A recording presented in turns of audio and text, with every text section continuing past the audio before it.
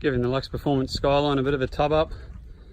This thing hasn't been touched since I did this sprint race last year, so just really needs a good clean and scrub, and yeah, I'll give you a bit of the basics on it. It's got a Merch Motorsport Engineering whole set 35-2, so that's out of New Zealand, custom built pretty much for the RBs. Really punchy turbo. We've got the titanium wrap on it and the titanium beanie on it from Luxe. The reflector gold heat wrap, just to try and get a bit of heat out of the footwell, and the ECU is pretty much mounted behind there. RB25 Neo, just head gasket studs, Ultronic ECU, 1000cc injectors, LS coils, plasma and plenum, just real basic package. Works really well, not crazy numbers. It's just over 400 on the boost you run at the moment, 19 pounds, so works really well. Koyo rad, of course, factory clutch fan, decent sit rab oil cooler, bit of a key. Can't see down there, but using the factory GDR vents down the bottom, got fiberglass shoes which feed the brake ducts.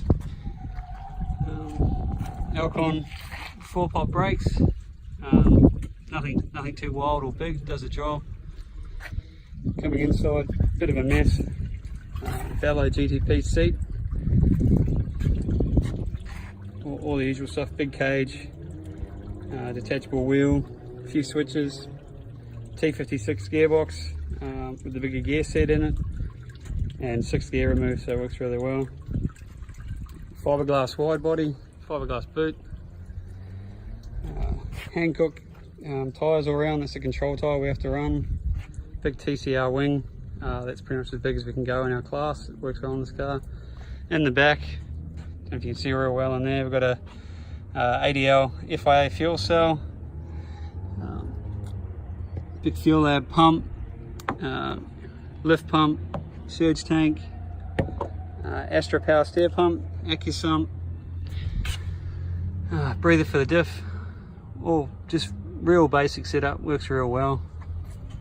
Under the car, a few tricks in the rear end just to get some grip out of it. Run the TCR lower rear control mounts. That works really good. That flattens out the rear suspension. I'll see if you can get under there and have a look.